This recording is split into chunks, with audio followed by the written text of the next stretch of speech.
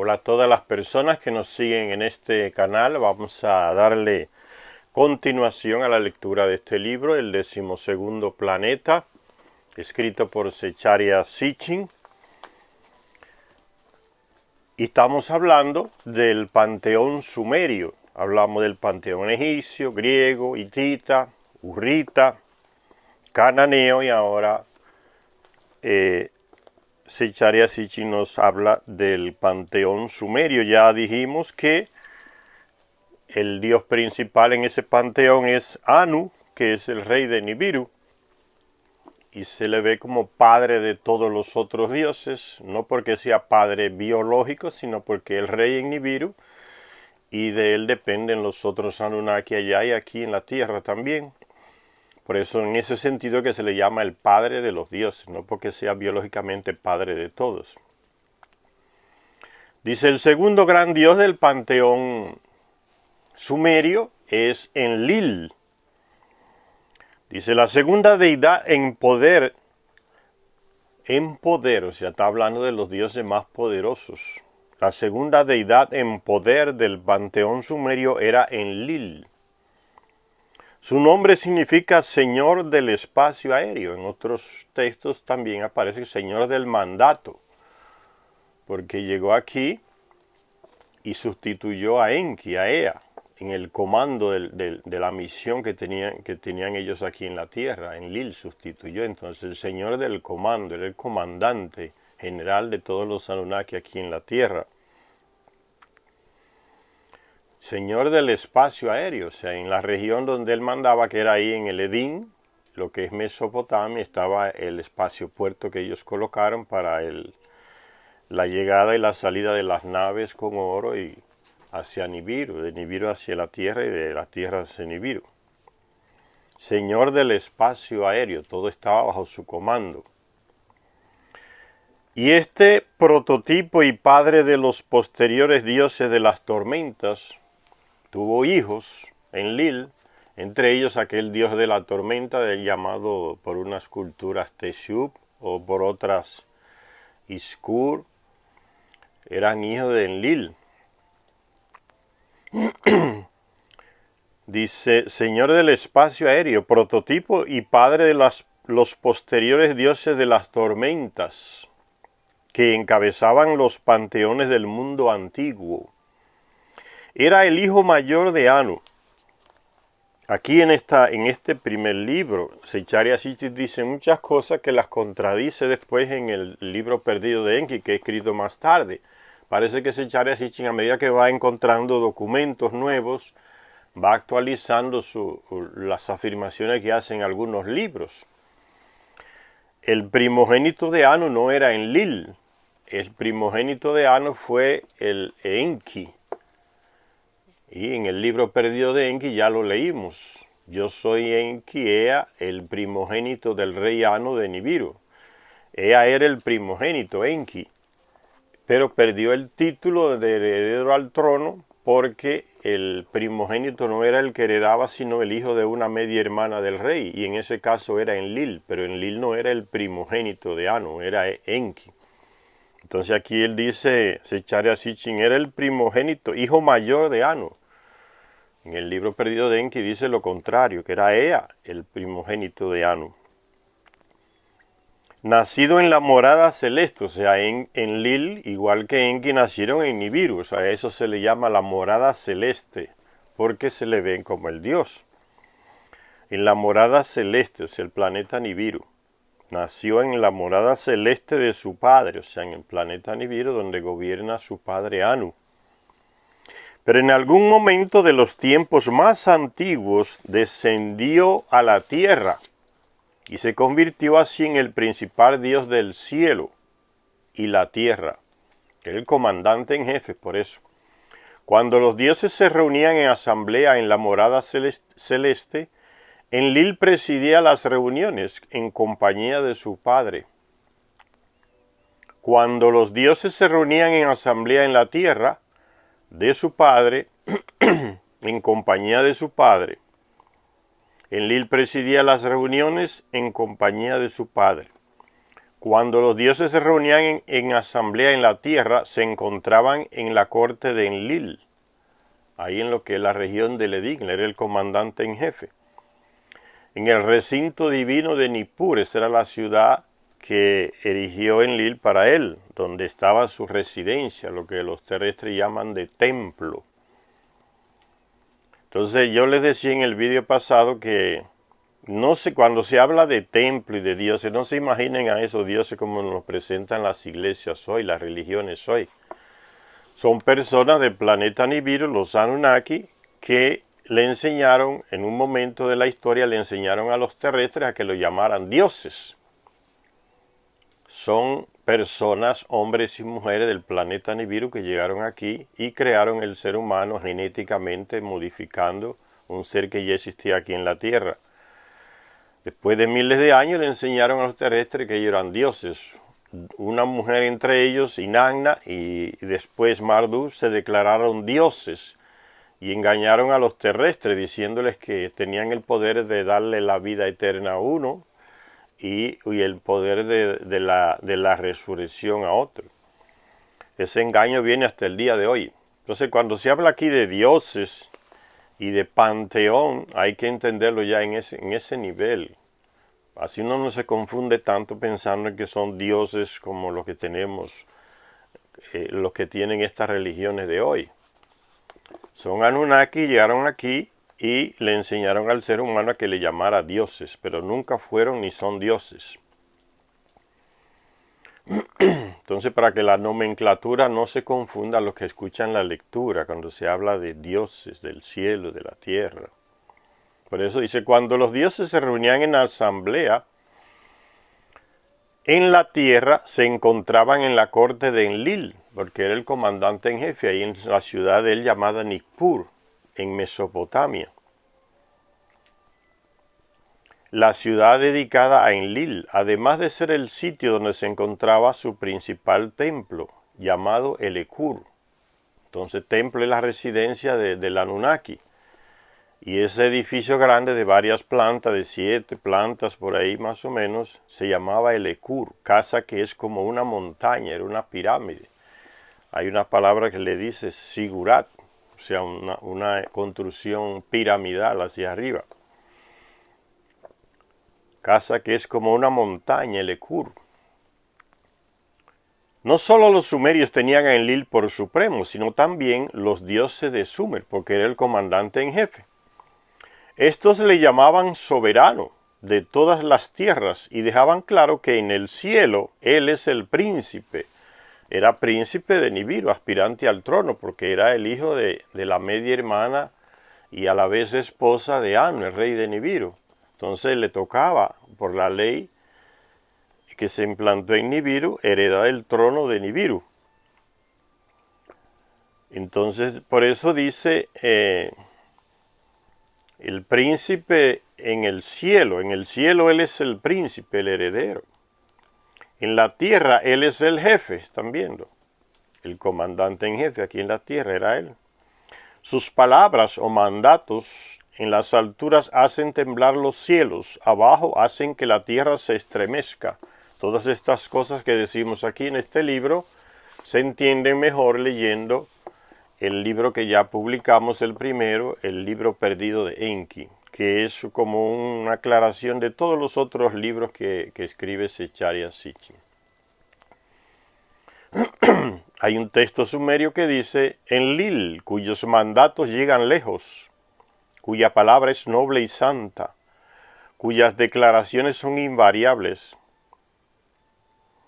Estos son halagos que alguien escribe para este señor llamado Enlil, al que se le veía como el dios, porque era el comandante en jefe. Entonces son alabanzas, que a veces esas alabanzas que se le hacen a una persona no corresponden a la realidad, como sucede al día de hoy. Algún poeta por ahí, aficionado, seguidor de tal o cual presidente, le hace un poeta, le escribe un poeta a tal presidente y lo pone como un ser extraordinario. Pero si uno analiza después a ese personaje, va a ver que es una persona normal como cualquier otra, con sus fallos. No siempre fue el que dijo la palabra correcta o palabra de vida, a veces decía palabras de muerte. Entonces el que escribe el texto alabando a una persona, sí, a veces exagera en algunas características. Desde ese punto de vista hay que ver estos textos en donde se alaba a uno de estos personajes. En este caso a Enlil, dice un texto, cuyos mandatos llegan lejos, cuya palabra es noble y santa. No siempre fue así. Cuyas declaraciones son invariables, que decreta destinos hasta el distante futuro. Decretar el destino de una persona, en este contexto aquí que se habla, es decidir qué va a ser de esa persona, si muere o vive, o lo que va a hacer en su vida, decretar el destino de una persona, o de una situación, o de una sociedad, o de una ciudad. Decreta destinos hasta el distante futuro. Los dioses de la tierra se inclinan gustosamente ante él. Los dioses celestiales que están en la tierra se humillan ante él. Permanecen fielmente junto a él según las instrucciones. No sé cuáles son esos dioses de la tierra, los dioses celestiales que están en la tierra, los otros compañeros Anunnaki que están aquí en el planeta y que están bajo la autoridad suprema de Enlil. Así hay que entender estos textos. Enlil, según las creencias, sigue diciendo la lectura del libro, ya terminamos de leer el texto sumerio. Enlil, según las creencias sumerias, llegó a la tierra mucho antes de que la tierra se adecuara y se civilizara. Mucho antes de que la tierra se adecuara y se civilizara. ¿A qué está refiriéndose aquí? A que Enlil llegó antes de que los Anunnaki crearan al terrestre, a lo que llamamos seres humanos, a nosotros. Llegó antes de ese proceso, a eso se refiere. Enlil, según las creencias sumerias, llegó a la tierra mucho antes de que la tierra se adecuara y se civilizara. No existía el ser humano todavía, mucho menos el civilizado. Primero crearon un trabajador primitivo para que les ayudara a trabajar en las minas, sustituyera a los Anunnaki, extrayendo el oro que necesitaban, y después entonces fue que apareció, de miles de años crean ellos con una modificación genética al ser civilizado. Por eso dice aquí, antes de que se adecuara y se civilizara. Un himno a Enlil, el caritativo, dice, y no siempre fue caritativo, quería destruir a terrestre de cualquier modo. Narra los muchos aspectos de la sociedad y la civilización que no habrían llegado a existir de no ser por las instrucciones de Enlil, para ejecutar sus órdenes en todas partes. Como comandante en jefe tenía ese poder. Dice un texto sumerio, no se construirían ciudades, ni se fundarían poblados, no se construirían establos, ni se levantarían rediles, ni reyes serían coronados, ni sumos sacerdotes nacidos, sin la orden de Enlil. Los textos sumerios dicen también que Enlil llegó a la tierra antes de que la gente de cabeza negra, así le llamaban los Anunnaki a estos primeros habitantes terrestres que habitaron ahí en la región de Ledín, en la Mesopotamia. La gente de cabeza negra, así le decían. Enlil llegó a la tierra y que fueron creados, como ya les dije, después, miles de años después que Enlil había llegado a la tierra. Enlil llegó a la tierra antes de que la gente de cabeza negra, el apodo sumerio para designar a los terrestres, fueran creados. Durante estos tiempos previos a la humanidad, Enlil levantó Nippur, su residencia, su ciudad residencia, donde estaba su residencia en esa ciudad. Nippur era el centro del comando también, ahí tenía todo su comando, Enlil. Enlil levantó Nippur como centro particular suyo o puesto de mando, al cual cielo y tierra estaban conectados a través de algún tipo de enlace. O sea, había una tecnología que tienen estas personas que uno no puede ni imaginarse para compararla con la que tenemos actualmente. Entonces, Ahí tenía su centro de comunicación en Lil para comunicarse con todos los Anunnaki que vivían aquí en el planeta, en diferentes lugares del planeta, pero también para comunicarse directamente con Nibiru. A la hora de tomar decisiones fuertes y profundas, en Lil se comunicaba directamente, una comunicación interplanetaria. Lo que hacemos hoy nosotros acá, con una tecnología simple comparada con esta que tenían estos personajes, de comunicarnos, hacer una reunión virtual en diferentes lugares del mundo. Hay presidentes que se reúnen virtualmente. Esa tecnología, miles de veces más avanzada, la tienen los Anunnaki. Y entonces, allá en Nippur tenía en Lil esos aparatos en los que se conectaba directamente con Anu, en Nibiru. Conexión interplanetaria, comunicación interplanetaria. Y por eso dice que tenía el enlace cielo y tierra. Cielo es Nibiru y el planeta Tierra. Entonces había comunicación directa, se podían comunicar directamente. Ahí estaban los aparatos que hacían el enlace. Los textos sumerios llamaban a este enlace Duranki, a este tipo de aparatos, enlace cielo y tierra, y usaban el lenguaje poético para relatar las primeras acciones de Enlil en la tierra.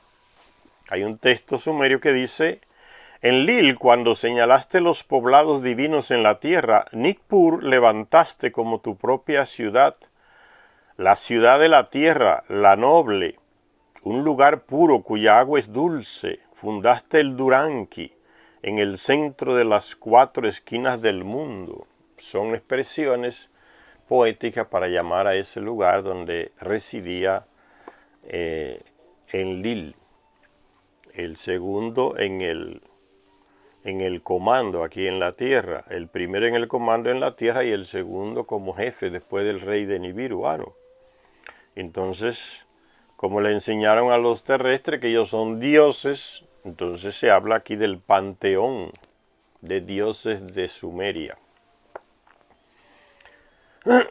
En aquellos primeros días, cuando solo los dioses habitaban Nippur y el hombre aún no había sido creado, Enlil conoció a la diosa, ellos se llaman dioses entre ellos, después que le enseñaron a los terrestres que le llamaran de dioses.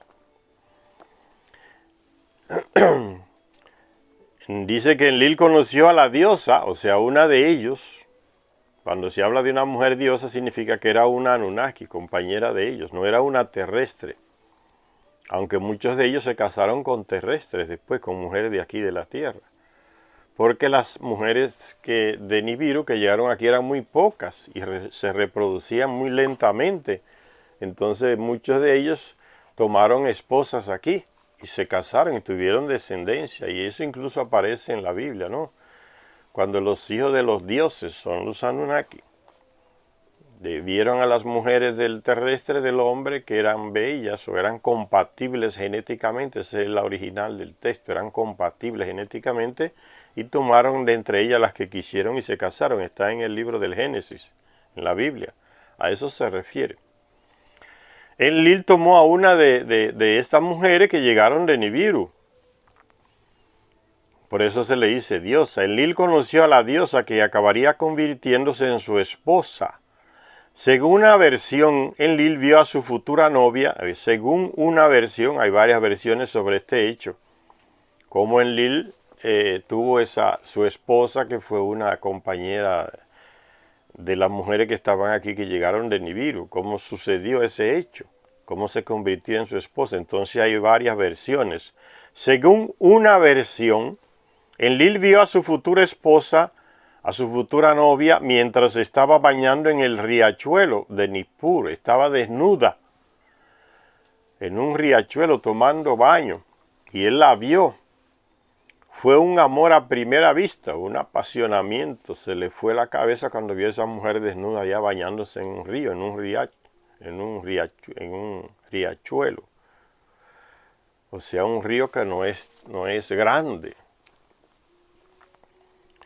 Fue un amor a primera vista, pero no necesariamente con matrimonio en mente. El hombre ve a una mujer desnuda bañándose y siente pasión, siente deseo sexual por ella. Lo mismo sucede con una mujer que ve a un hombre desnudo bañándose. Es la misma sensación entre los dos. Siente lo mismo, ¿no? Deseo de poseer ese hombre, de tenerlo. Él siente la misma cosa cuando ve a esa mujer. Entonces, por eso les digo, cuando hablamos de esos dioses, pónganlo entre comillas y tírense de la cabeza esos dioses que las religiones nos meten en la cabeza hoy. Son personas de Nibiru que viven aquí en la tierra, hombres y mujeres normales, con una tecnología más avanzada, con un ciclo de vida mucho más diferente al de nosotros, mucho más longevas, duran miles de años porque su ciclo vital es así. Viéndolo desde ese punto de vista, uno entiende mejor estas cosas cuando se habla de diosas y dioses, no se confunde, porque uno inmediatamente, como ya está programado y mentalmente se va a los dioses griegos y lo ve como esos seres extraños que tengan.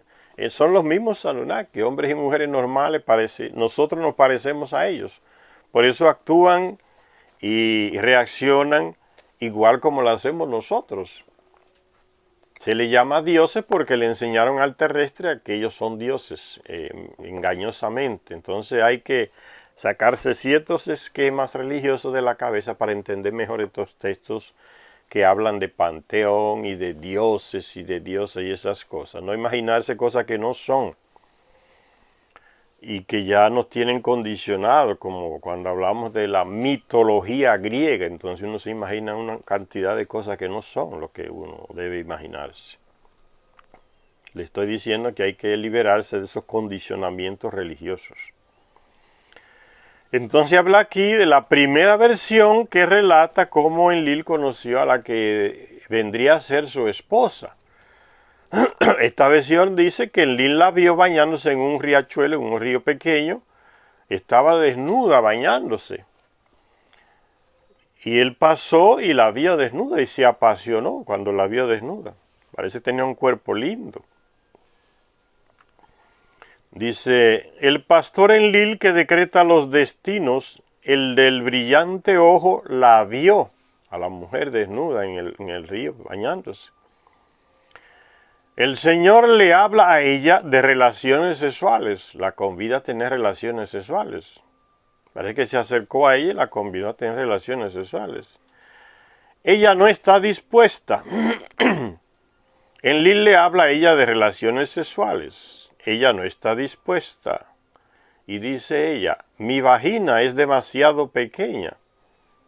No sabe de cópula. O sea, no había tenido relación sexual con un hombre. Mis labios son demasiado pequeños. No saben besar. Eso da risa porque ninguna mujer es tan ingenua para pensar que que su vagina es pequeña. Una mujer ya hecha y derecha pensar que la vagina es pequeña para tener relaciones sexuales con un hombre. Una persona igual que ella. Ninguna mujer hace eso. O sea, lo que refleja el texto aquí es ese jueguito amoroso que usan las mujeres, ¿no? Haciéndosela difícil para llegar a tener el control de la situación o conseguir lo que ellas quieren.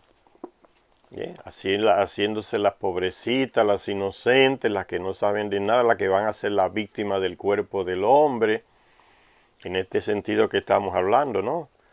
No, que mi vagina es pequeña. ¿Quién dijo eso? La vagina de las mujeres, ya hecha y derecha. ¿Qué vagina es pequeña para un hombre? Entonces es como lo que quiere decir entonces más que nada es que ella estaba haciendo un jueguito sexual con él. Y así se hace más atractiva, ¿no? Cuando se pone más difícil, el hombre se toma el papel de superior, de conquistador. Y así ella conquista, la mujer conquista dejándose conquistar, haciéndole ver al hombre que ella es la pobrecita que él la conquistó, la sedujo. Eso la mujer lo hace porque ella conoce la psicología de los hombres, haciéndolos ver como que ellos son los conquistadores, más fácil conquistarlos. Cuando uno tira esa mentalidad machista y analiza la situación, se da cuenta que uno simplemente cayó en el juego de ella. Ella es la conquistadora.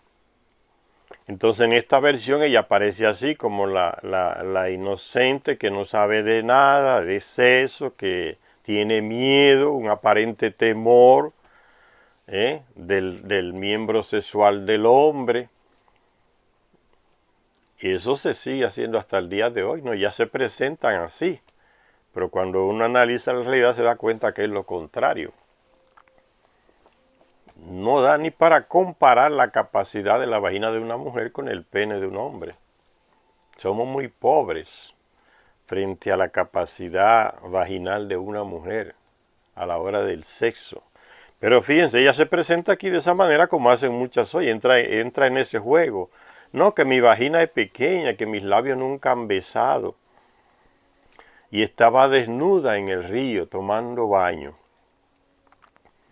Entonces Enlil la convida, toma la iniciativa. Ya ella lo provocó con el cuerpo, él ni se imagina que ella lo estaba provocando. Estaba ahí como inocente tomando baño desnuda. Y él que le hace la propuesta, ¿no? El conquistador. Y ella le dice, no, que mi vagina es pequeña, que mis labios nunca han besado. Son pequeños para besar. En un texto que se amplía, después dice que Enlil se echó a reír. Parece que sabía del jueguito también, porque él tampoco era un inocente. Ya tenía un hijo. Allá en Nibiru lo tuvo con su media hermana, entonces no era una persona tampoco inocente. Pero en esta versión dice así. Pero Enlil no aceptó un no por respuesta. Le reveló a su servidor, Nusku, su ardiente deseo por la joven doncella. Estos grandes Anunnaki tenían un servidor especialmente para ellos, que les servía la vida entera. Un hombre dedicado a servirle la vida entera. Y las que eran mujeres también tenían una mujer que les servía la vida entera, su persona de confianza. Pero Enlil no aceptó un no por respuesta. Le reveló a su chambelán, o sea, a su servidor, Nusku, de nombre Nusku, su ardiente deseo por la joven doncella que se llamaba Sud, que significa la niñera. Era una de esas 50 Anunnaki que llegaron con una de ellas, que fue la principal, la media hermana de Enlil, que tenía un hijo con él allá en Nibiru, y lo trajo aquí después. Ella llegó con 50 mujeres. Fueron las primeras mujeres que llegaron. ¿Para qué? Para hacer el trabajo de enfermeras, encargarse de la salud de los Anunnaki que trabajaban aquí en las minas. Sud era una de esas. Por eso se le dijo al principio una de las diosas, porque a ellas también se le llamaban diosas. Y que vivía esta doncella llamada Sub, que vivía con su madre en Eresh, una ciudad también, una casa perfumada, Eresh. Nusku le sugirió un paseo. Esta mujer vivía con su madre. Era soltera, era una, como decimos hoy, una señorita que vivía con su madre, una doncella. El servidor de Enlil le sugirió que se inventara un paseo en barca con la moza, que la convidara a un paseo en barco, en una barca. Y le trajo una barca a Enlil, y Enlil aceptó el plano de su servidor. Enlil persuadió a Sud para salir a navegar con él, y una vez estuvieron en la barca, Enlil la violó, la estupró.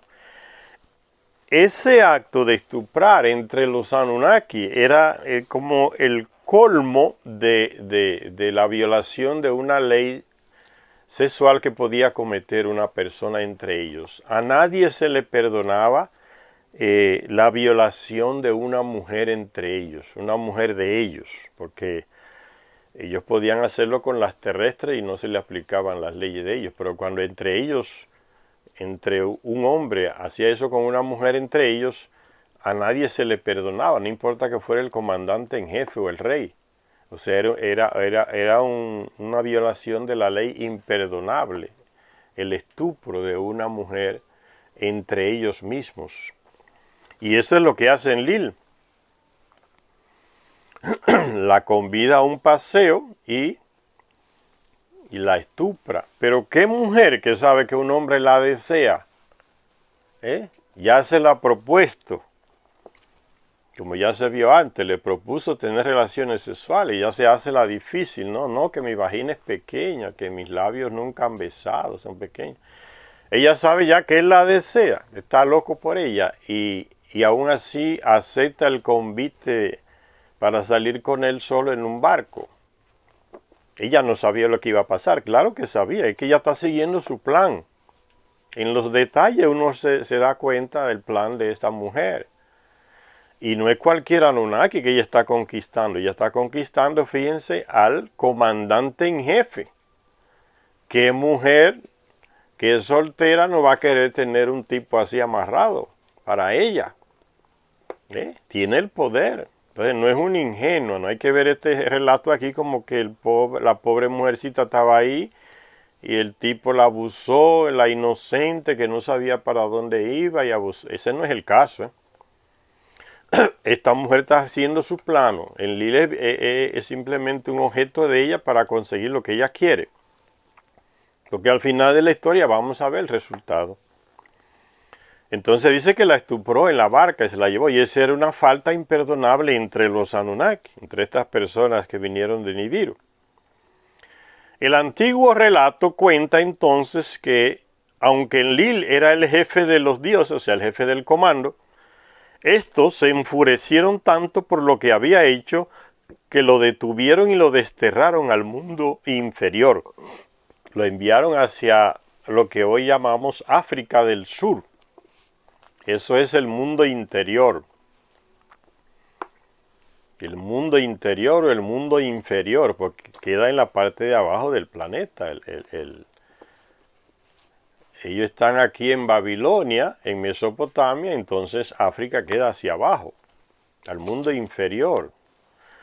Al mundo inferior. Entonces, ese mundo inferior, ustedes van a encontrar mucha gente en videos de YouTube que lo identifican erróneamente, porque parece que no leen los libros. Y por lo menos nunca, cuando hablan de los Anunnaki, usted no lo ve con un libro en la mano. Parecen unos expertos que se sacan unas informaciones y unas teorías que parece que son ellos, que investigaron y tienen esos conocimientos y los lanzan en su canal. Y mucha gente los alaba por esos conocimientos y esa entrega que hicieron tanto. Ellos no son de ellos, son falsarios. Leyeron algo y se inventan y copian ideas de otros. Son ladrones de ideas diferentes. Yo no sé de los Anunnaki, lo que yo sé es porque estoy leyendo este libro. Y cuando yo hablo de los Anunnaki, yo tengo que decir, estoy leyendo este libro. Estoy tomándolo de este autor que tradujo las tablillas. Yo no puedo hacer un video sobre los Anunnaki y comenzar a hablar y hablar y hablar y a inventarme cosas como que soy especialista en las tablillas sumerias. Estoy robando ideas y eso es lo que hacen muchos en YouTube, robando ideas. Gente que no sale del escritorio donde está grabando y le meten unas imágenes extrañas a sus videos y habla de los Anunnaki, pero usted le dice, ¿pero de dónde tú sacaste esas informaciones? No te dicen, porque saben que no es de ellos. Tienen terror a leer un libro y decir, estas son las informaciones de investigaciones de Zecharia Sitchin. Tienen terror de eso. Entonces se presentan como los expertos en Anunnakis. Son ignorantes.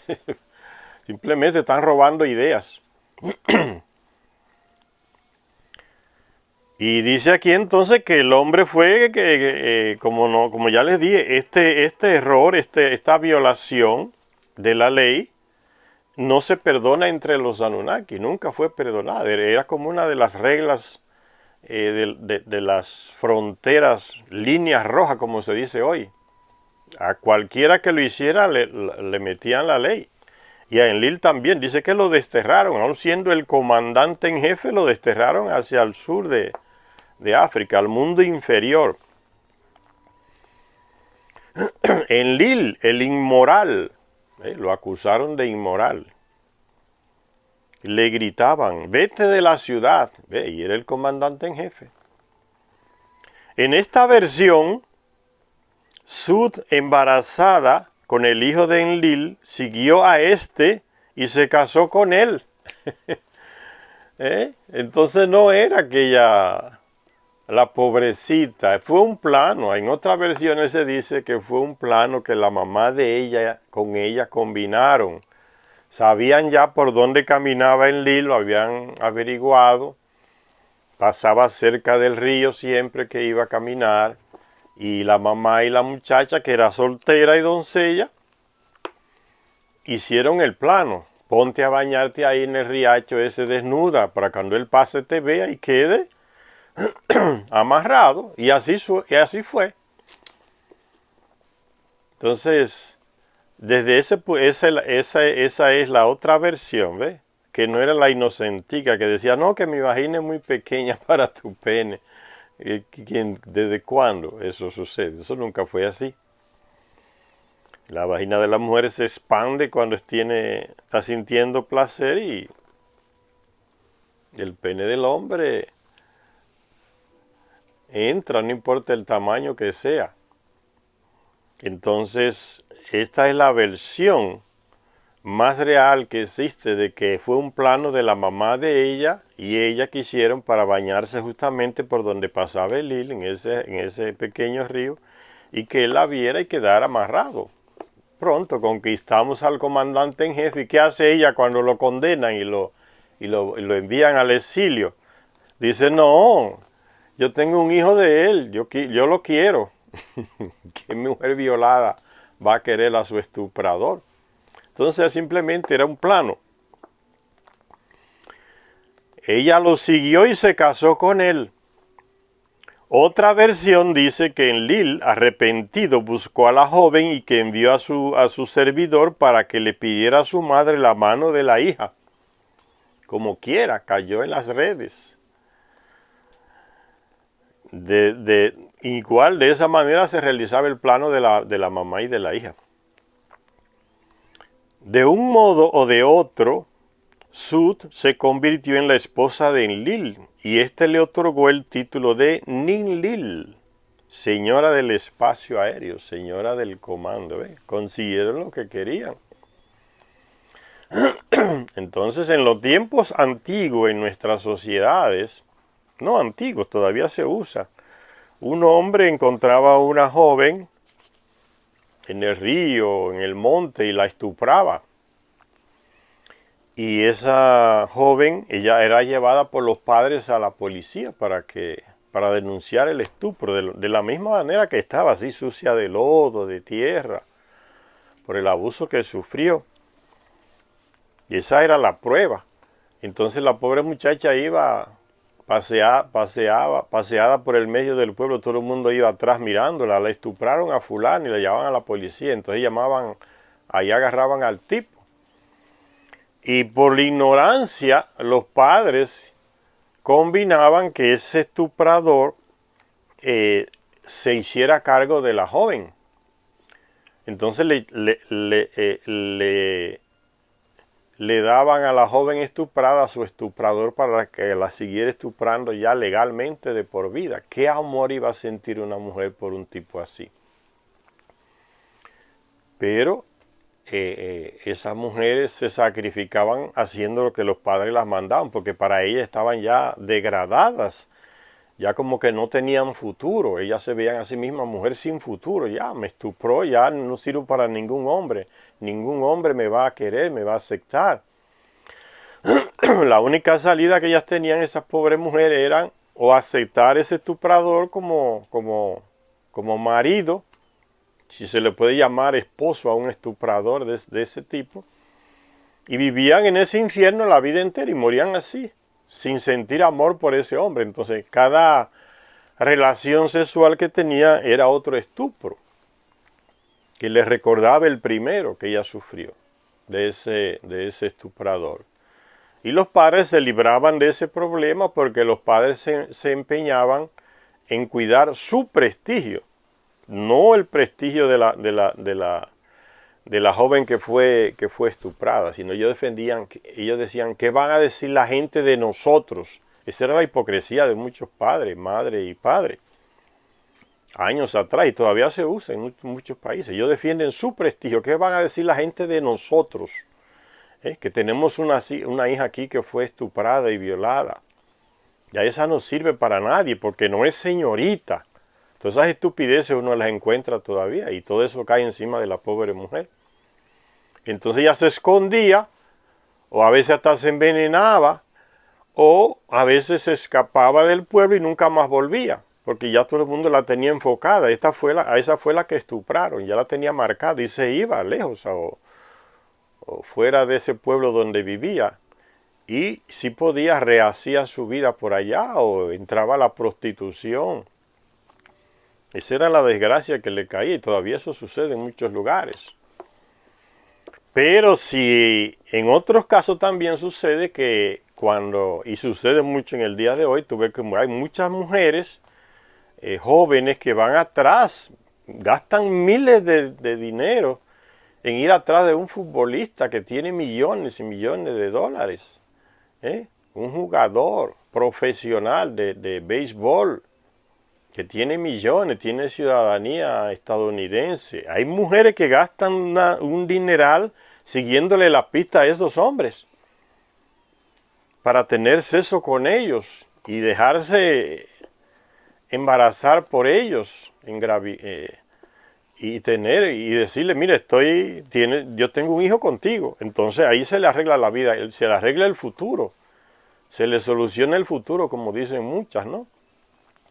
Tipo, con dinero ya tengo una pensión segura con mi hijo. Y ahí dan el golpe que querían dar. ¿Ven cómo mudan las cosas? Lo que antes era un abuso y ahora lo toman como una profesión. Mujeres profesionales que se van atrás de los que tienen dinero, de los hombres que tienen dinero. Y en muchos países hay hasta jovencitas de 16, de 13, de 15, que ya saben el jueguito. Tienen relaciones con un hombre mayor y la mamá lo sabe. Y el papá lo sabe porque llegan a las 3 de la madrugada a la casa, llegan a las 5 de la madrugada a la casa. Ellos saben en qué están esas niñas. Pero ya saben el juego. El tipo tiene un carro de último modelo, tiene dinero. Y entonces, ¿qué hace la jovencita? Ya son expertas. Dicen, mira, mi papá y mi mamá se enteraron que yo tuve relaciones contigo y la ley te va a caer encima. ¿Qué hacemos? El tipo le dice, no, espera ahí. Yo te voy a dar tanto. Y se cuadran. Está bien, tú me das tanto. Y el papá y la mamá reciben ese dinero. Y después dan otro golpe con otro viejo alocado que aparece por ahí atrás, que le gustan esas niñas jóvenes y se van atrás de ellas. Y ellas saben el juego. Le sacan dinero para caramba.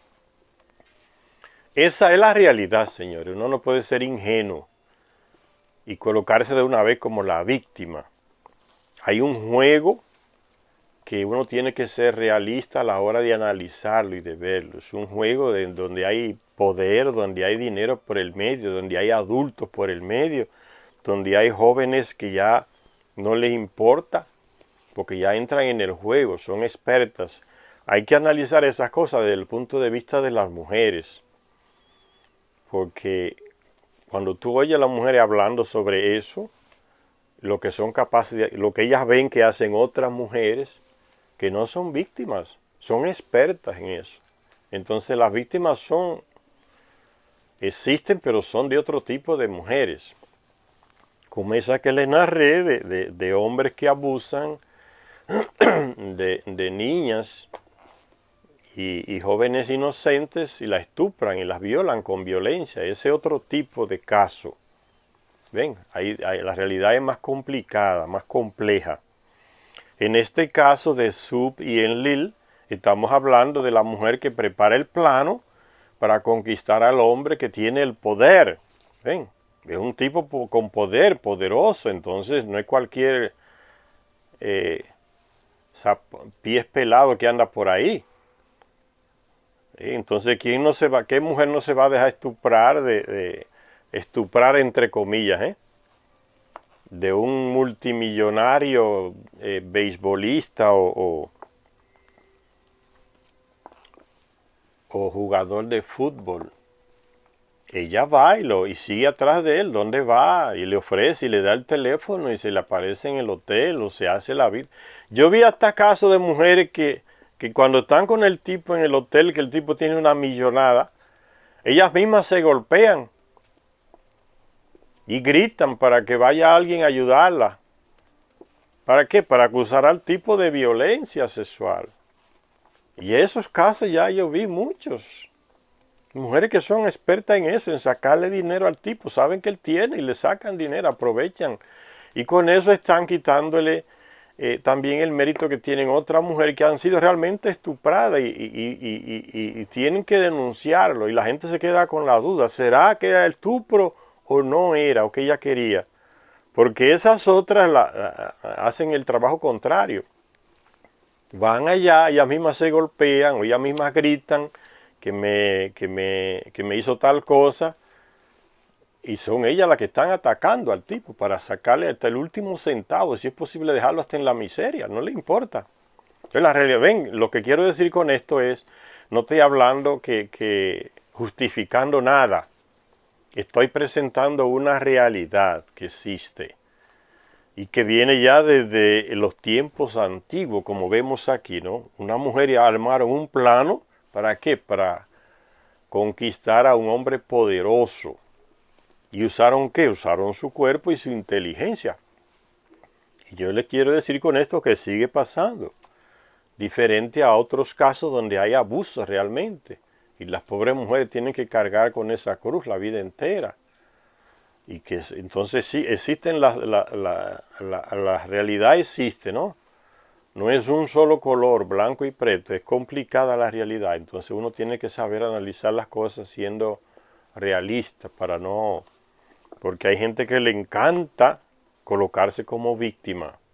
Entonces una persona que quiere echar un juicio tiene que ser siempre una persona que tenga capacidad de buscar la justicia como principio, sea para hombre o sea para mujer. Porque así como hay hombres que estupran mujeres, hay mujeres que estupran a jóvenes. Así como hay hombres que estupran a niñas, hay mujeres que estupran a niños. Y que estupran a niñas también, porque son mujeres lesbianas y abusan de niñas. Y ven como la realidad es más complicada de lo que uno a veces lee. Que unos son las víctimas y otros son los victimarios. La realidad no es así, la realidad es más complicada. Hay muchas mujeres que tú las ves en las casas cuidando a los niños y los estupran. Jóvenes, hacen el mismo papel, el mismo abuso que hace un hombre cuando está en la casa con niñas pequeñas y las estupra. Mujeres cuidando niños pequeños y los estupran. Eso es lo que estoy queriéndoles decir. La realidad es más compleja de lo que uno se imagina. No dividamos el mundo en dos, blanco y preto, las víctimas y los victimarios. No, así no es la cosa. Y aplicar justicia desde ese punto de vista también es lo más injusto que hay. Porque siempre que uno ve que la mujer fue estuprada y la cantidad de jóvenes y de hombres que son estuprados por mujeres, los pobres ya ni la denuncian porque le da vergüenza, ¿no? Y porque la gente se ríe de ella. Una mujer que te estupró, ¿qué es eso? Porque todo lo ponen a nivel físico, ¿no? El pene es el que estupra, la vagina no estupra. Esas son ideas estúpidas de ver una realidad más compleja. Entonces por eso le estoy aclarando todas estas cosas. Seamos maduros y adultos a la hora de uno tener una visión crítica sobre esta situación que, como cualquier otra situación humana, no es ni negra ni blanca, sino es mucho más, es colorida, es complicada, es un arco iris. Por eso hay que tener la mente abierta para poder uno analizar y hacer empatía desde el punto de vista de la mujer y desde el punto de vista de los hombres. La realidad es la que más habla. Y más profundamente, no son las teorías o las cosas que uno se imagina. Entonces dice que la mujer siguió atrás del hombre. Lo expulsaron, vete de la ciudad. Inmoral, le dijeron, le gritaban. Y Enlil fue desterrado a al sur de África, al mundo inferior. Entonces sáquense de la cabeza esas estupideces que hay muchos en los videos de YouTube diciendo, hablando del mundo inferior como el mundo del submundo, el mundo de los muertos, de las almas, donde hay un Dios ahí que controla a todos esos infelices. Esas son estupideces. Hablando de los Anunnaki, eso no se le aplica. Sicharya Sitchin se encarga en varios de sus libros en aclarar eso. Ahí dice, hay mucha gente que cree que el mundo inferior es el submundo de los muertos y de las almas, y él mismo lo dice en varios libros. No es eso, es el sur de África, donde él mismo vivían Anunnaki que tenían sus dominios allá. Hacia esas tierras es enviado Enlil, desterrado. No se le envía al submundo de las almas y de los muertos desterrados. Que la mujer dice que después de un tiempo reclamó, no, yo tengo un hijo de él. Libérenlo, yo me quiero casar con él. ¿Qué reacción es esa? ¿Fue estuprada realmente? ¿O realizó su plan? Y así sucedió. Lo siguió y se casó con él. Sut, embarazada con el hijo de Enlil, siguió a este y se casó con él. Y sigue diciéndose Sicharya Sitchin, otra versión dice que Enlil, arrepentido, buscó a la joven y envió a su servidor para que le pidiera a la madre la mano de la hija. Ve cómo cambian las versiones. Pero como yo les decía, aunque él haya hecho eso, el plan de ellas dos se realizó. Porque eso también entra dentro del plano, que él vaya a pedirle perdón y a pedir la mano de la muchacha. Eso entra dentro del plan de ellas dos. De un modo o de otro, Sut se convirtió en la esposa de Enlil y tomó el título de señora del comando. Igual como era el comandante en jefe, el señor del comando. Y dice Sicharya Sitchin aquí aclarando lo que yo estaba hablando. Dice, pero lo que no sabían ni él, ni Enlil, ni los dioses que le desterraron, es que no fue Enlil el que sedujo a Ninlil. Recuérdense que Ninlil es el nombre que le dan a Sut después que ella acepta casarse con Enlil. Entonces toma el título de Ninlil. Pero lo que no sabían, dice Sicharya Sitchin, ni él ni los dioses, ni Enlil ni los dioses que le desterraron, es que no fue Enlil el que sedujo a Ninlil, sino que fue al revés. Lo cierto es que Ninlil se bañó desnuda en el riachuelo, siguiendo las instrucciones de su madre, con la esperanza de que Enlil, que solía pasear junto al arroyo, se percatara de la presencia de Ninlil y deseara abrazarla y besarla. Ven, era un plano hecho. Eso se usa mucho, las mujeres usan mucho eso para conquistar. Saben, cuando una mujer sabe que tú eres débil por una parte del cuerpo, porque hay gente que están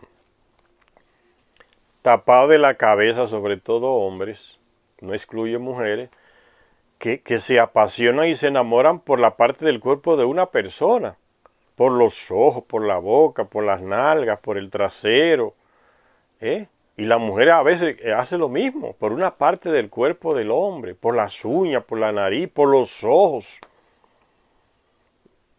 Se quedan en lo puramente físico y pierden como el sentido. Van atrás de eso como una enfermedad que se le metió en la cabeza. No ven otras cosas. Se ciegan. No están buscando una mujer, en el caso de que fuera un hombre, una mujer inteligente, que estudie, que piense, que sea profesional, que tenga iniciativa de hacer una empresa, de crear negocio, de salir a camino de cualquier manera. Si el hombre no está o sufrió algún accidente que lo inhabilita de trabajar fuera. No buscan esos criterios. Se enamoran de la nalga de la mujer y por ahí van, se alocan. O ella de los ojos de él. Pero el tipo es un tipo que no le gusta ni estudiar, es un vago. Mas ella lo tiene ahí porque le encantan los ojos de él. Y se va atrás de él porque le encantan los ojos de él. Ustedes han visto cómo el ser humano se limita, se ciega a la hora de apasionarse. De aquí a 20 años, cuando ese trasero ya caiga, de aquí a 20 años, cuando esos ojos ya se arruguen, ¿qué es lo que queda para ti? Ahora, la inteligencia de esa persona, sea hombre o mujer, la capacidad de tener iniciativa, de salir a camino, de superar las dificultades que aparecen en la vida, y seguir adelante, de levantarse cuando cae, esa capacidad inmensa. Esos valores mucha gente no los ve. Después que se casan es que descubren que el sexo, que esa parte del cuerpo de ella no es lo máximo como ellos pensaron, o como ellas pensaron. No es lo máximo, no es lo que está guiando la vida entre los dos que decidimos seguir. No es ese el criterio principal, no es eso como la motivación principal para seguir viviendo con esa persona. Aquel trasero que usted vio que era lindo y después ahora ya está todo arrugado, a los 30 o 40 por ahí. Y ahora usted se le va el apetito y ¿qué procura? Otro igual y sigue el mismo error.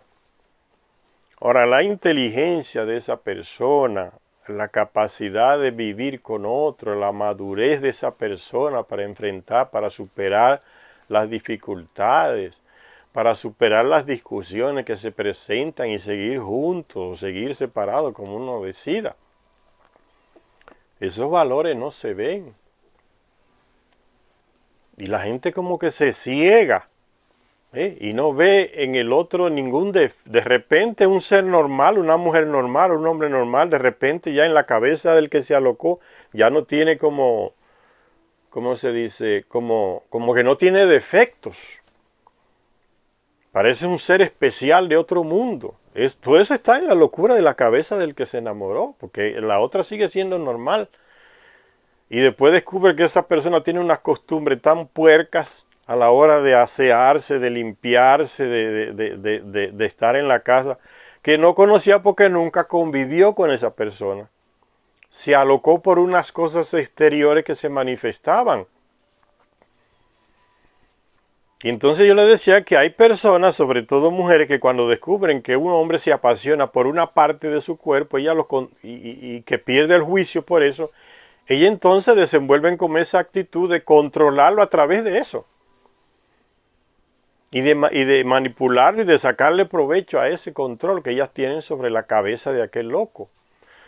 Estoy diciendo en el sentido de que se alocó, perdió el control. Perdió la capacidad de análisis frío sobre una persona que es normal. Entonces ella se aprovecha de eso y lo manipula y lo controla. Lo pone de rodillas. Y él sigue en ese mundo ficticio, ¿no? De que esa mujer es lo máximo. Imagínese el día que esa mujer dice, me voy con otro. Ese hombre es capaz de matarla. Ya se preparó el ambiente para la violencia. Para cuando llegue la carencia, la falta de esa persona. Que me dejas, que te vas. Y estoy hablando de hombres y mujeres. Y entonces no, entonces si no eres mío, no va a ser de ninguna. Si no eres mía, no va a ser de otro. ¡Pum! Y la mata. O lo mata. Bien, se están preparando un camino violento. Un camino muy violento, muy doloroso que puede afectar a terceras personas que no tienen nada que ver con esa locura que se le metió en la cabeza.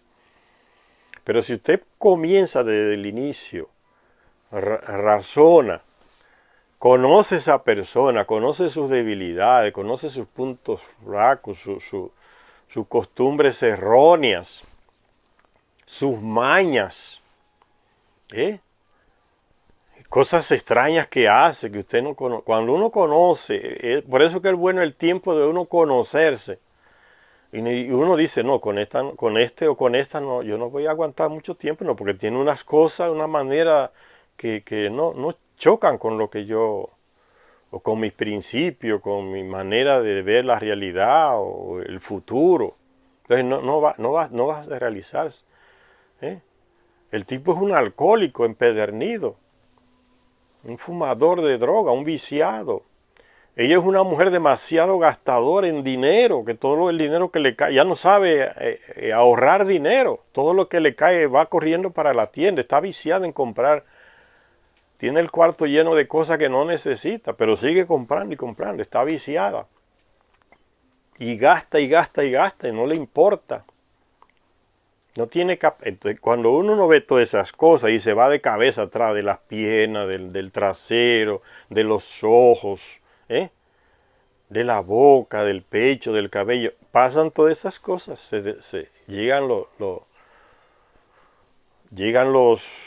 le caen los castillos, porque usted comenzó mal, termina mal. Las bases que usted tiene para convivir con esa persona están equivocadas. Tenía que tener otras bases, otros principios de entrada. Porque le enseñaron eso desde pequeño y usted se deja llevar por esa costumbre, ¿no? Las nalgas de la mujer, las piernas, los pechos. Y hoy ella dice los ojos de ese hombre, el cabello. Esos son los principios para usted vivir la vida entera con esas personas. Y hay gente que se deja esclavizar, pero ese es el camino de la violencia. Ahora, cuando usted se enamora de principios, de valores que tiene esa persona, valores que son indestructibles, capacidad de ahorrar tiene esa mujer es una experta en economía. Tú le puedes dar el dinero que entra todo en la casa y ella lo administra como con una sabiduría que es increíble. ¿Por qué tú no te enamoras de eso para caminar por 30 o 40 años junto con esa mujer? Tiene una capacidad amorosa tremenda. Sabe, entiende del sexo. Hace empatía a la hora del sexo. Comprende la sexualidad humana de una manera tremenda y profunda. No tiene prejuicio en nada. ¿Por qué no partes de esas cosas para enamorarte?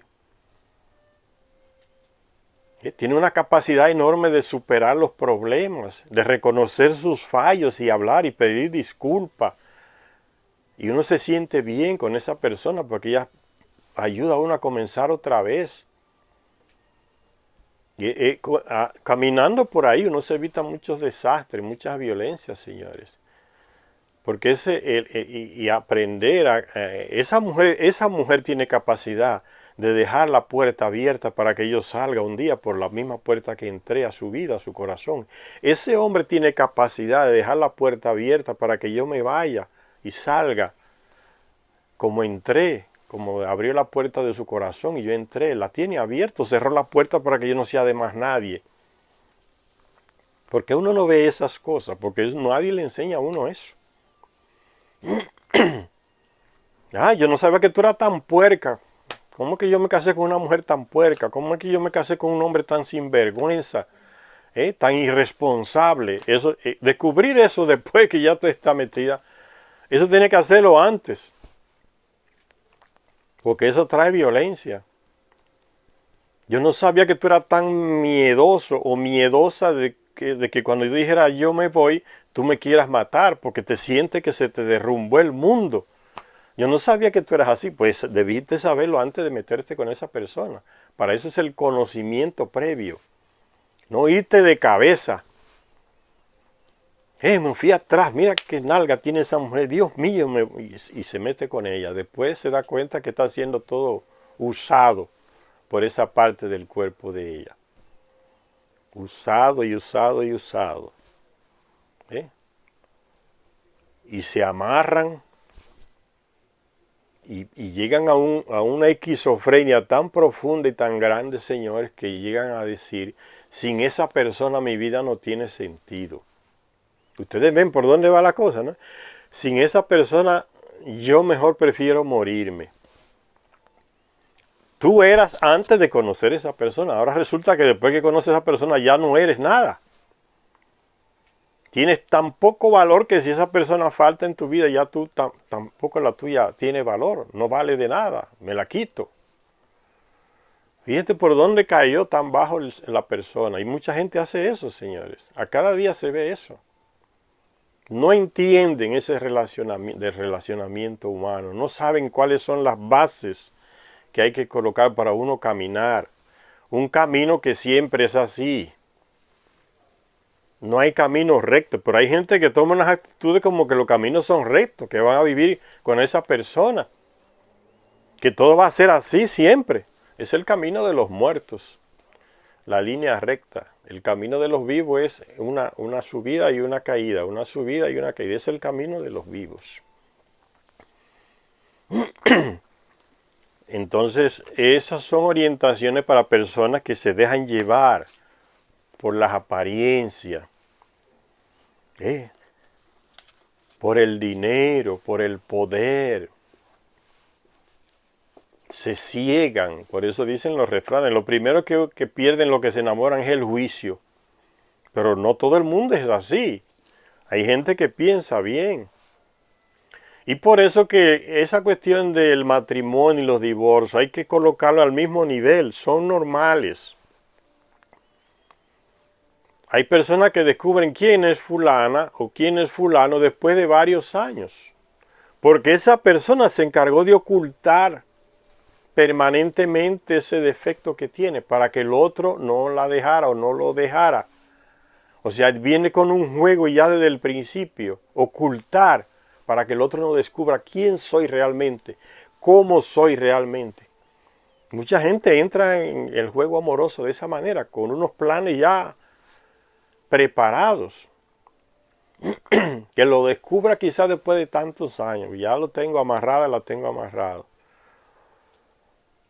El ser humano, señores, si usted quiere entrar en la vida de alguien, aclare las cosas desde el principio. No todo se aclara al principio, porque no hay manera, pero aclare las bases, coloque unas bases fuertes que guíen su relacionamiento y deje la puerta abierta. Se casó con una mujer que tiene un cuerpo lindísimo, después de cierto tiempo descubre que ella es de las personas, o él puede ser también, que si usted dice, me voy, te mata. Así fríamente te mata. Y nunca habló de eso. Y nunca manifestó eso. Por el día que usted sale con eso, ya me cansé, yo quiero otro tipo de vida, otro tipo. Entonces lo mata o la mata. Porque ya vienen con un plan hecho, ocultar las cosas. Y esa persona tiene unas manías y unos vicios. Por eso el conocimiento es importante y aclarar las cosas. Usted se va a casar, aclara la otra. Mira, tú crees, es para dar un ejemplo nada más, y le pregunta a su futura pareja, ¿tú crees en la fidelidad de las personas? Y se aclaran, no, yo no creo, yo tampoco. Vamos a caminar así con esos principios en la cabeza, vamos. Entonces cuando sucede el hecho, uno no se vuelve loco. O no se vuelve loca, porque ya desde el principio aclaramos eso. Fidelidad no da para... Nadie aguanta eso. La vida eterna. Hay millones de mujeres en el mundo, hay millones de hombres en el mundo esperando tu amor y tú te amarras con una sola o con un solo y prometes. Esa promesa no tiene mucho sentido porque tú no estás siendo realista. Y una persona, entonces por eso le dije que el divorcio y el matrimonio hay que ponerlo al mismo nivel, o sea, tienen las mismas posibilidades de suceder. Sean realistas. La puerta que yo te abro cuando tú entras a mi corazón está abierta. El día que quieres irte, la puerta está abierta. Los dos se dicen eso, están abriéndose un futuro mucho mejor. El día que una o uno dice me voy, esto no me está ayudando más a vivir, para mí es un infierno, entonces la puerta está abierta. Porque desde el principio acordaron eso, la puerta está abierta. Que duele, pero es diferente de uno que tiene, de salir por una puerta que está abierta, de forzar una puerta y quebrarla y salir. Aún sintiendo dolores, son situaciones diferentes. A veces esas cosas uno no la encuentra quien se las diga y se mete y deja que los hijos se metan en situaciones complicadas, dolorosa y se preparen un futuro desgraciado por eso. Conocer los planes. Hay gente que es muy ingenuo y cree que todo el mundo es bueno. Hay gente que viene con planes ya hechos. Hay gente que ya te vio y tú piensas que eres tú que está conquistando, y ya a ti que te tienen fichado hace tiempo, o fichado hace tiempo. Hay que abrir los ojos y ser más expertos. Hay gente que se pone terco y no escucha nada. Y hay gente, hay diferentes tipos de personas, ¿no? Gente que después que le dan el golpe que aprende. Gente que prevé los golpes y aprende así. Entonces somos diferentes naturalezas, pero a la hora de uno relacionarse con un ser humano, uno tiene que ser más realista que lo que nos han enseñado, no tan ingenuo. Y no caer en ese juego de las religiones, que vamos a casarnos por la iglesia y las promesas estúpidas que le hacen los padres hacer a los futuros esposos. Son cosas que salieron de la mente de gente que no entiende la realidad.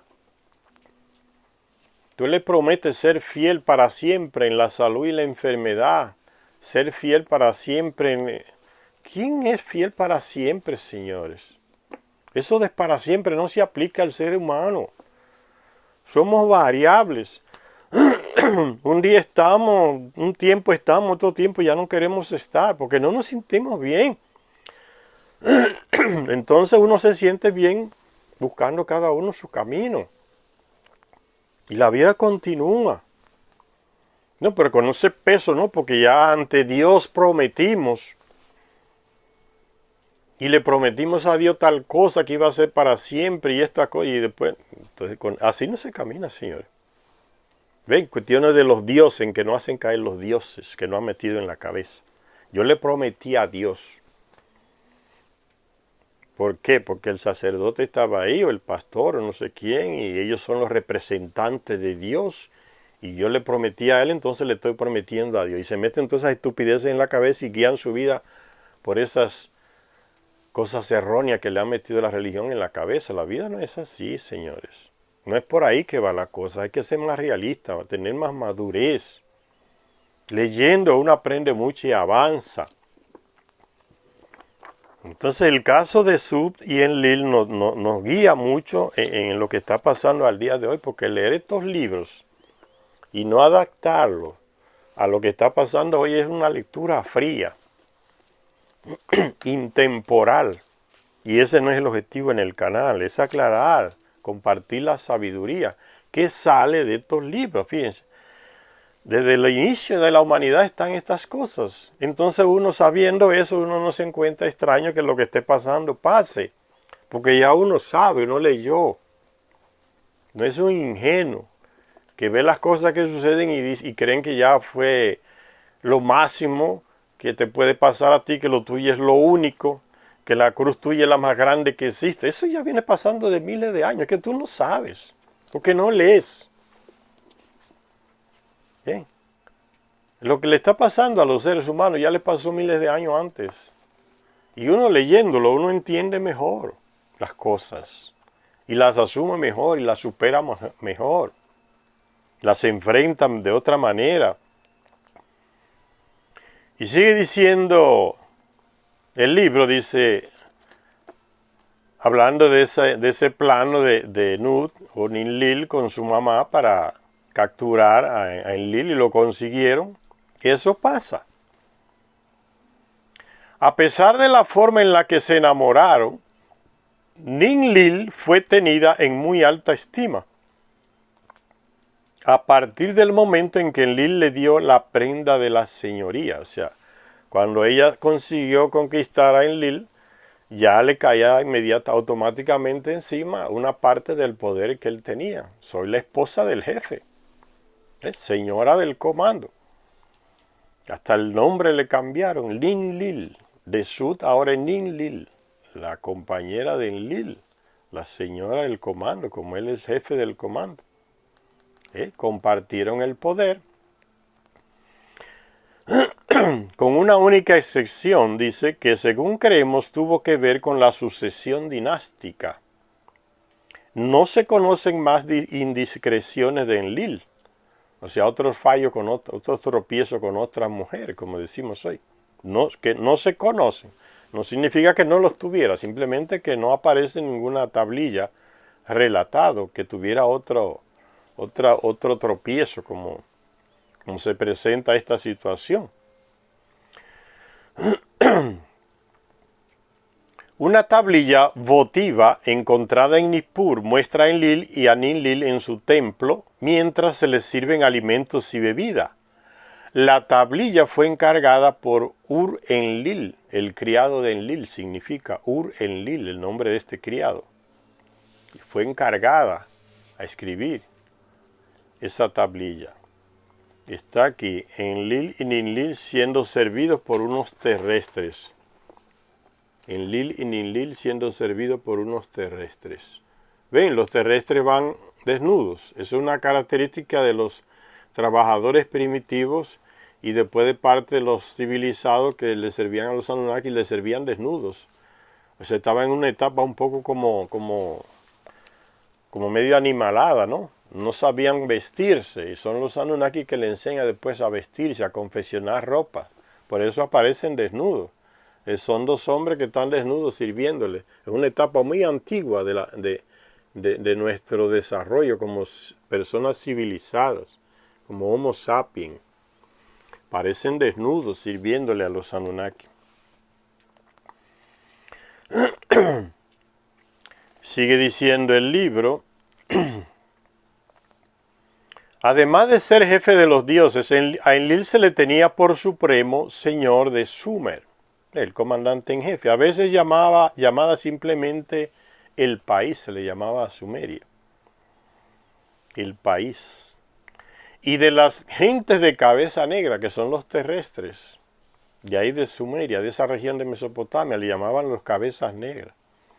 Un salmo sumerio habla con veneración de su Dios, y este salmo dice así, salmo sumerio, el Señor que conoce el destino del país, digno de confianza en su profesión, Enlil que conoce el destino de Sumer, digno de confianza en su profesión, Padre Enlil, Señor de todas las tierras, Padre Enlil, Señor del mandato justo, el Señor del mandato justo, Padre Enlil, pastor de los cabezas negras, de la montaña del amanecer a la montaña del ocaso, no hay otro Señor en la tierra, solo tú eres Rey. Es un salmo que alguien escribió alabando a este Señor. Entonces las alabanzas siempre exageran algunos aspectos de la persona que son alabadas. Y este es uno de esos casos.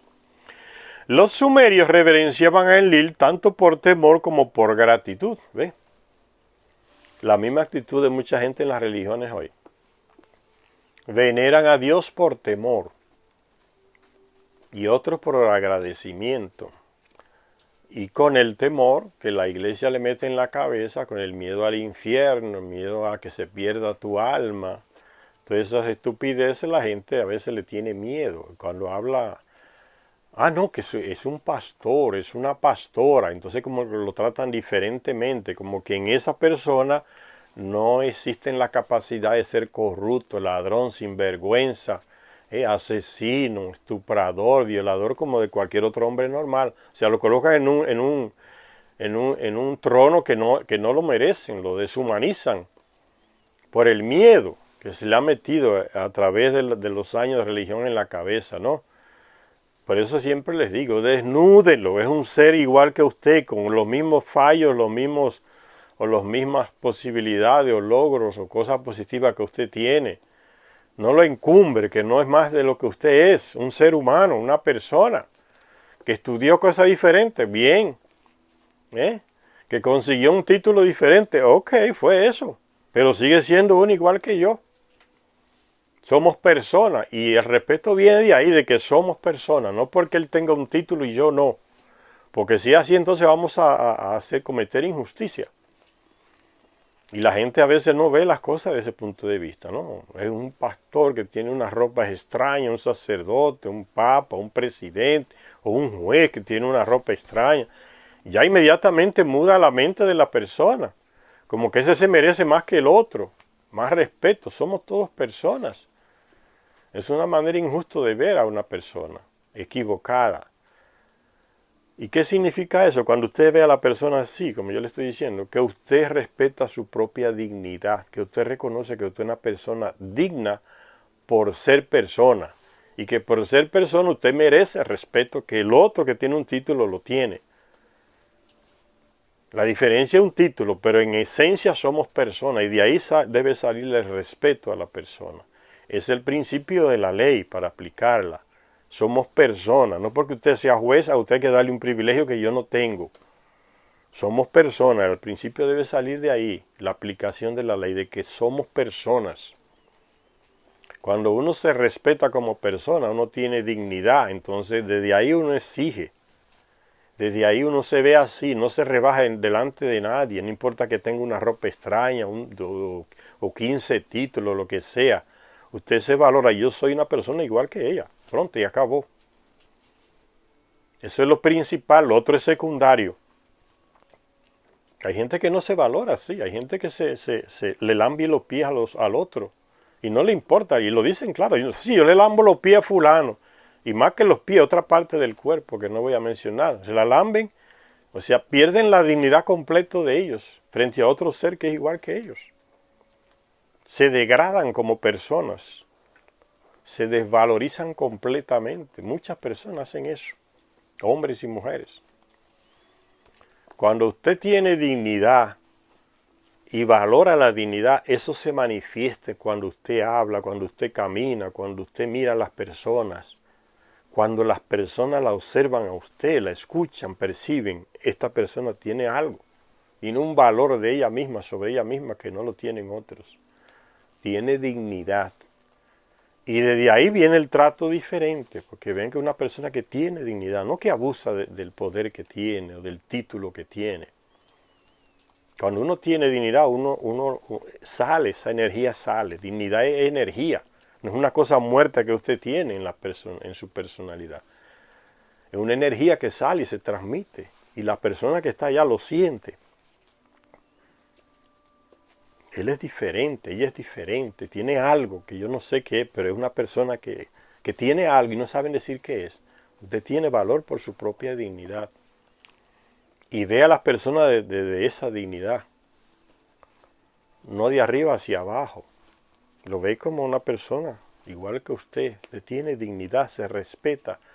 Con esos valores uno camina, con esos valores uno se enamora. Con esos valores uno parte para relacionarse con otras personas y van a ver que la vida es distinta. Es que no lo tenemos en las escuelas, las universidades no nos enseñan esas cosas. La gente aprende viendo los disparates que hace otro, que es más burro que uno a veces. Los guías que tienen la juventud de hoy, ¿cuáles son? Analícelo, va a ver.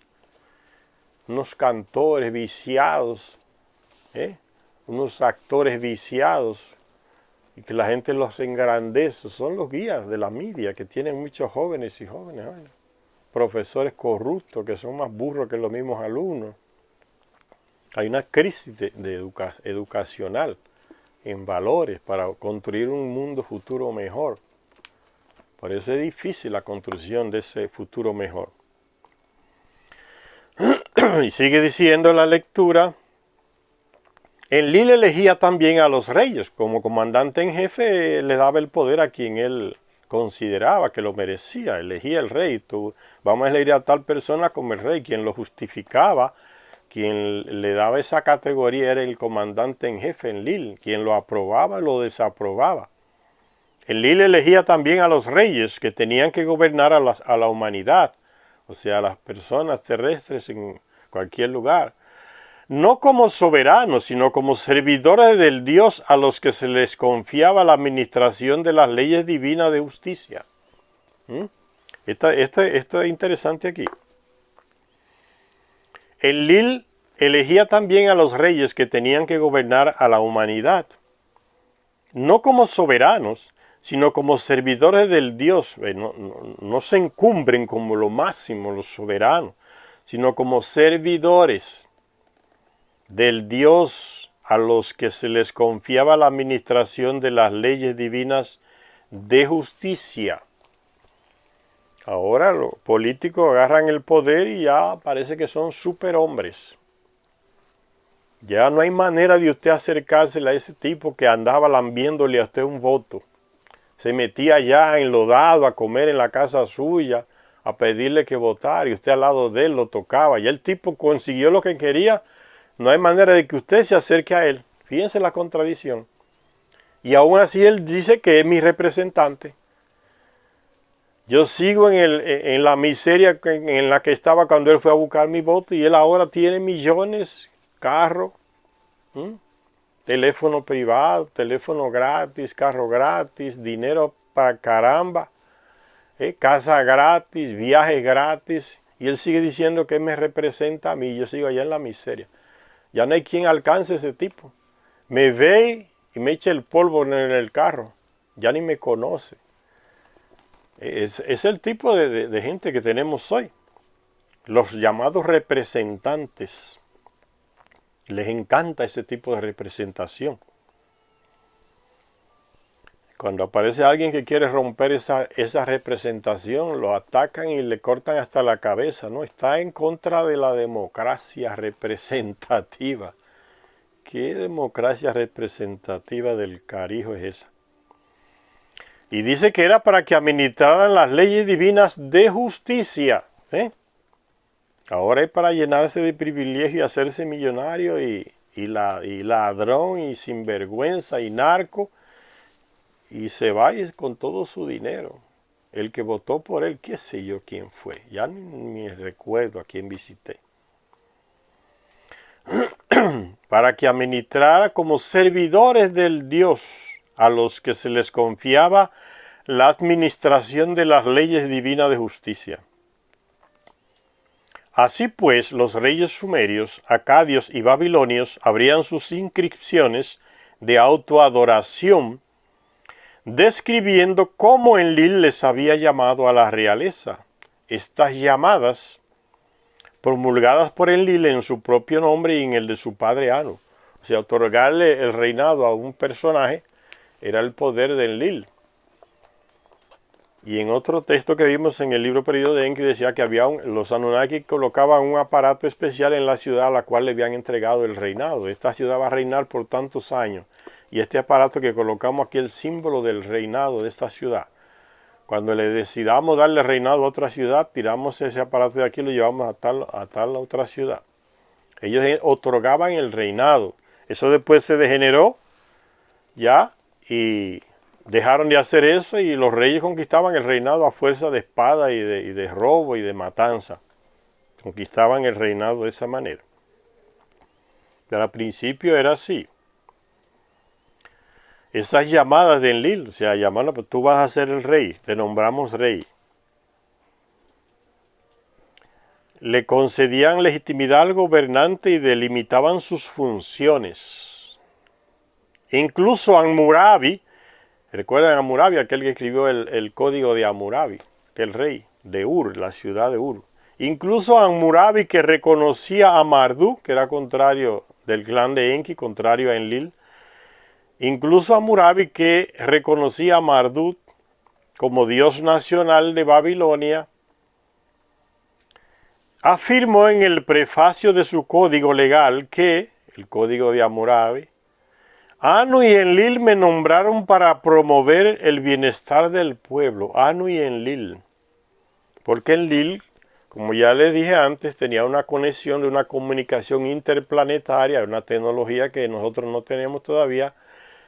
La tenemos muy levemente desarrollada, comunicación interplanetaria con Nibiru, con su padre Anu allá, que reina en Nibiru, para comunicarle las decisiones. Y si Anu no la aprobaba, no se realizaban aquí en la Tierra.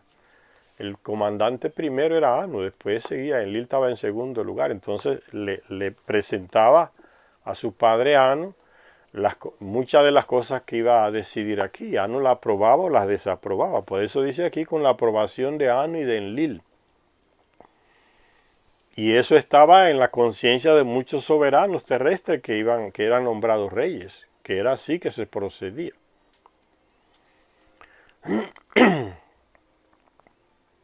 Y sigue diciendo entonces que le concedían legitimidad al gobernante y delimitaban sus funciones. Incluso Hammurabi, que reconocía a Marduk como dios nacional de Babilonia, afirmó en el prefacio de su código legal que Anu y Enlil me nombraron para promover el bienestar del pueblo, para hacer que la justicia prevalezca en la tierra. Y no, eso se fue degenerando y ya los reyes se dedicaban a hacer guerra y a conquistar territorio, a matar, a robar. Y había mucha pobreza entre la población. Por eso entonces había que legislar para que los ricos no explotaran a los pobres. Y eso se fue degenerando hasta el día de hoy. Entonces vamos a terminar hablando aquí ya de lo que dice sobre este segundo dios del panteón sumerio, Enlil. Dios del cielo y de la tierra, dispensador de realeza. No era el primogénito de Anu, como dice aquí el texto. Primogénito de Anu, no era el primogénito de Anu. El primogénito era Enki. Dispensador de realeza, jefe ejecutivo de la asamblea de dioses, padre de dioses y hombres, dador de la agricultura a los terrestres, le enseñó la agricultura. Pero no solo él le enseñó la agricultura terrestre, otros lo hicieron también. Señor del espacio aéreo, controlaba todo el espacio puerto ahí en su región, en el Edín, Mesopotamia. Señor del espacio aéreo. Estos eran algunos de los atributos de Enlil que hablaban de su grandeza y sus poderes. Sus mandatos llegaban lejos, sus declaraciones invariables. Él decretaba los destinos, disponía del enlace cielo y tierra.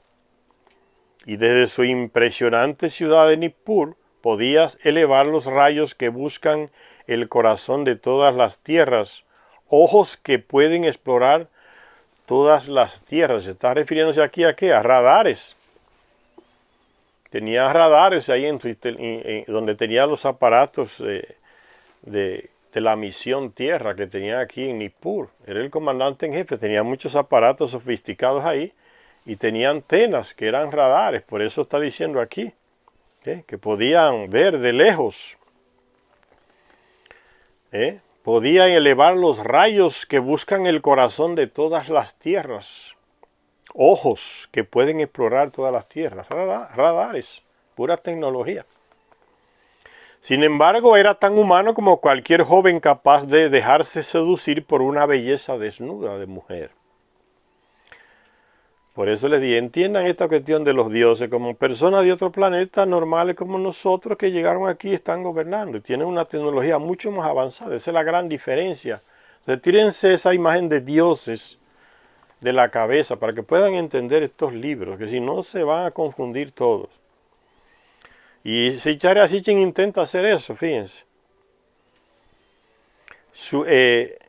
Sin embargo, eran tan humanos como cualquier joven capaz de dejarse seducir por la belleza desnuda de una mujer. Sujeto a leyes morales. Usted es tu prueba, está condenado, inmoral, te está exiliado. Sujeto a leyes morales impuestas por la comunidad de los dioses, por sus compañeros Anunnakis. Transgresiones que se castigaban con el destierro, y ni siquiera era inmune a las quejas de los mortales. Al menos que se sepa, consta un caso en la que un rey sumerio de Ur, la ciudad de Ur, en el sur de Sumeria ahí, se quejó directamente a la asamblea de los dioses de que toda una serie de males que habían caído sobre la ciudad Ur y sus gentes podían deberse al desafortunado hecho de que Enlil le había dado la realeza a un hombre indigno, que no era de simiente sumeria, extranjero. A medida que avancemos, iremos viendo el papel fundamental que jugaba Enlil en los asuntos divinos, o sea, asuntos que tienen relación con los otros compañeros del Anunnaki, no con los terrestres. En ese sentido tienen que entender asuntos divinos. Divinos y mortales, o sea, ya ahí tiene tomar en cuenta entonces ya los terrestres, mortales. Ven, cuando se hace diferencia entre mortales e inmortales, hay que tener en la cabeza que Cuando se habla de mortales se refiere a los terrestres, que uno nace, crece y muere. Cuando habla de inmortales se refiere a los Anunnaki, que también nacen, crecen y mueren, pero con un ciclo de vida de miles de años diferente al de nosotros. Ellos pueden vivir miles de años, nosotros no. Por eso se habla aquí de mortales e inmortales, pero ambos nacen, crecen y mueren. Solo que el tiempo de vida es distinto, el ciclo de vida es vital, es diferente. Por eso hay que entender cuando se habla aquí de mortales, un término que hace referencia a un término de contradicción con inmortales. Y cómo sus distintos hijos de Enlil, combatieron entre ellos y con otros por la sucesión del poder, sucesión divina, dando así origen sin duda a relatos posteriores sobre batallas entre los llamados dioses. Aquí terminamos esa parte que tiene que ver con el segundo gran dios Enlil del panteón sumerio. En la próxima lectura vamos a seguir con el otro tercer dios, gran dios, que es Enki, Ea. Recuerdan el libro perdido de Enki que ya leímos, se refiere a él. En la próxima lectura tratamos él como el tercer gran dios del panteón sumerio. Gracias a todos por la atención.